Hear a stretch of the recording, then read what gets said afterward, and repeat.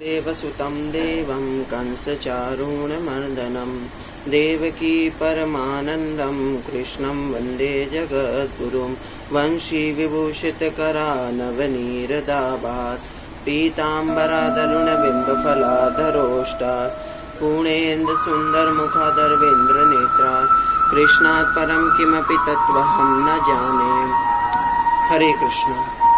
आज फिर हम एक बहुत महत्वपूर्ण विषय पर चर्चा करेंगे, कैसे हम अपने लड्डू गोपाल को स्नान कराएं। उसकी पूरी विधि आज मैं आपको बताऊंगा। सबसे पहले आप लोग you have to take one, आप एक क्या करेंगे, एक थाल लेंगे। It can be the gold, silver, brass, any of, but you have to ignore that it not be must be as a plastic. आपने उसको लेने के तत्पश्चात आप क्या करेंगे, उसके बाद उसमें एक स्टार बनाएंगे इस तरीके से। जितने भी हमारे माता हैं, बहनें, वो श्री लिखेंगे, श्री नारायणे नमः। और जितने पिता तुल्य हमारे भाई भक्तजन हैं, वो ओम नारायणे नमः। इसके बाद लिखने के बाद इनमें तुलसी जी रखी जाएगी, पांचों में 1 2 3 4 5 रखने के बाद तुलसी जी रखने के बाद गोविंद को उसमें रखेंगे। फिर नहलाएंगे, दही, शहद, पानी, गंगा जल, इससे नहलाने के बाद गोविंद को नहला दिया। अब वो जो जल आपने रखा है नहला के, वो एक तरफ किसी पात्र में आप रख लेंगे। पात्र में रखने के बाद वो जल फिर क्या करेंगे, आप वो जल रख लेंगे, वो मैं भी बताऊंगा क्या करना है उसका भी। गोविंद का श्रृंगार किया, वस्त्र पहना है, गोविंद का मुकुट लगाया, गोविंद का वैजयंती माला पहना है, गोविंद के आंखों में मस्कारा काजल लगाया। थोड़ा सा काजल भी आपको पार लीजिएगा, अगर जैसे हमारे दिवाली में किया जाता, पारा जाता है काजल, तो थोड़ा गोविंद के लिए भी पार लीजिए। रोज उनको काजल लगाना है श्रृंगार में। फूल जो नीले रंग के फूल होते हैं वो गोविंद को चढ़ाइए, उनको बहुत पसंद है। उसके तत्पश्चात अब आते हैं उस जल में। जो जल आपने बचा कर रखा है वो जल आप पी लीजिए। उससे आपको 3 चीज़ों से बचेंगे। पहली चीज़, अकाल मृत्यु कभी नहीं आएगी। कभी भी अगर आपकी अकाल मृत्यु आने वाली है या कोई दुर्घटना आने वाली है तो उससे आप बच जाएंगे। दूसरी चीज़, आपके कोई भी बुरी शक्ति या नकारात्मक ऊर्जा आपका कुछ नहीं कर पाएगी, या कोई भी काली शक्ति, काली विद्या, जादू टूटना जिसे हम लोग आजकल कहते हैं, तो वो सब आपके ऊपर कोई प्रभाव नहीं पड़ेगा। तीसरी चीज़, आपके शरीर में जितनी नकारात्मक ऊर्जाएं होंगी वो सब पतन कर देगा वो जल। तो ये 3 चीज़ आप लोगों के लिए है जो महत्वपूर्ण है। इसीलिए मैंने ये वीडियो बनाया कि मैं आपको बता सकूं कि क्यों लड्डू गोपाल का जल, लड्डू गोपाल को स्नान करके वो जल जो हम पीते हैं, how it is important for us. Okay, this is was today topic. अगर आप चाहते हैं कि ऐसे और डिस्कस करें तो प्लीज़ लाइक इसे करिए, सब्सक्राइब करिए और शेयर भी करिए। तो एक एक भक्त को इसके बारे में पता चलना चाहिए, इसके बारे में एक एक चीज़।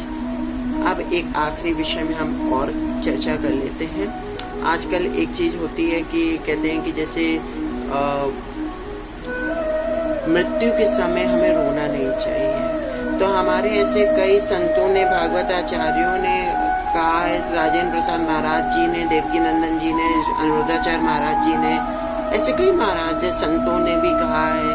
राम कृष्ण परमहंस ने अपनी किताब में देवकी नंदन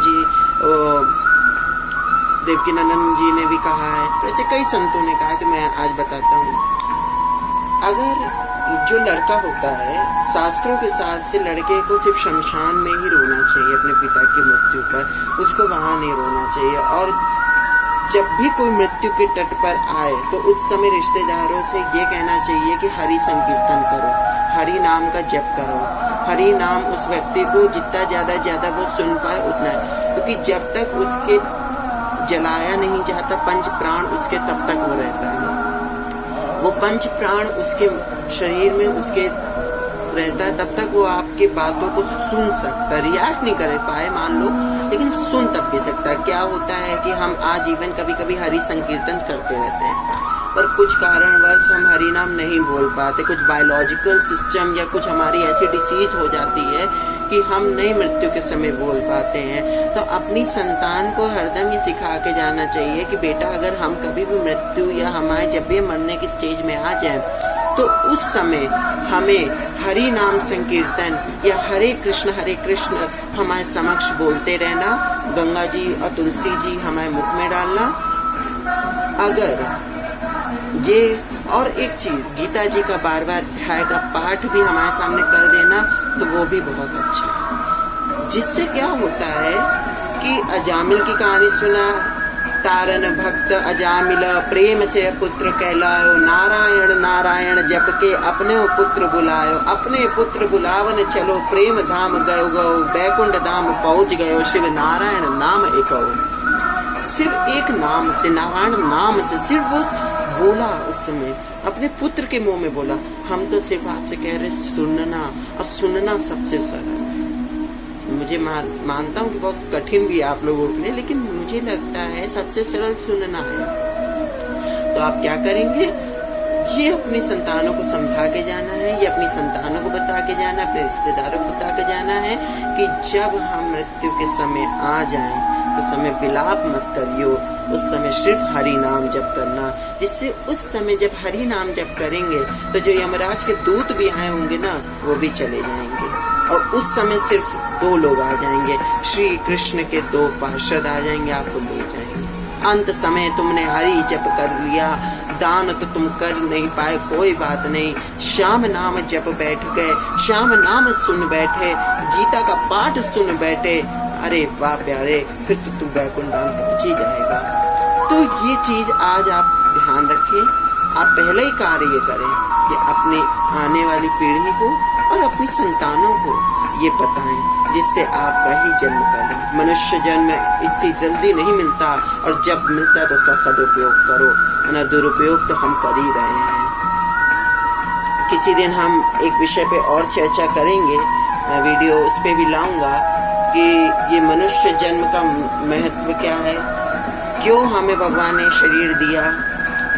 ऐसी बहुत सी चर्चाएं मैं करना चाहता हूँ, लेकिन आप लोग वीडियो को जब तक लाइक सब्सक्राइब नहीं करते तो मुझे आनंद नहीं आता, तो मुझे बनाने में एक उत्साह लगे, मैं अपना ज्ञान तभी बताने में मुझे भी एक आनंद आएगा। राधे राधे। आप लोग इस वीडियो को सब्सक्राइब करें, लाइक करें, और इस बात को भी जानें कि मृत्यु के समय हमें रोना नहीं है। हम जितने भी हैं उस समय हरि नाम जपो। अगर कोई आपसे कहे कि ये ढोंग कर रहा है, ये तो चाहता ही था, आधे लोग तो इस डर से बेचारे नहीं करते, उनको लगता है कि परिवार वाले तो ये सोच ही रहे होंगे कि ये तो चाहते थे कि चले जाएं जल्दी। अरे छोड़ो, सीता को जब किसी ने नहीं छोड़ा, वो आदि शक्ति पर ब्रह्म शक्ति को नहीं छोड़ा, तो फिर आप क्या हो? आप तो कुछ नहीं हो ना प्यारे, छोड़ो। जिसको जो कहना है कहो, ये परम सत्य है कि जब हरि संकीर्तन उस समय करोगे तो तुम्हारा ही उद्धार होने वाला है, तुम्हारे जो मर रहा है तुम्हारे अपने का ही उद्धार होने वाला है। और पुत्र को सदैव रोना चाहिए, तो शमशान में रो, उससे पहले ना रो, आंसुओं को रोक के बैठ जाए, क्योंकि उस समय जब वो पिता के समक्ष शमशान घाट में रो रहा होगा ना, तो उसको पिता को लग रहा होगा, देख भगवान कहेंगे देख तूने अच्छे कर्म किए, तेरा बेटा वहां रो रहा है शमशान घाट में, तब तुझे शांति मिलेगी। ऐसा शास्त्रों में लिखा है, गरुड़ पुराण में भी ये चीज लिखी गई है। आप अगर जो अध्ययन किए हैं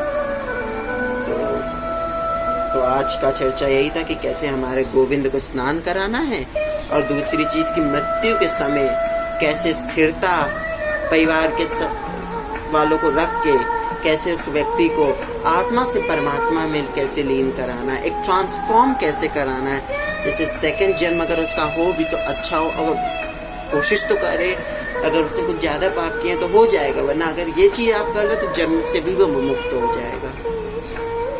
मैं आज चाहता हूँ सभी लोग,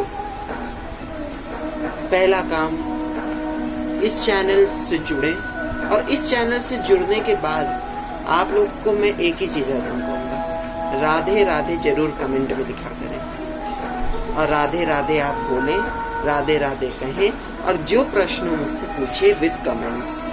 थैंक यू। हरे कृष्णा।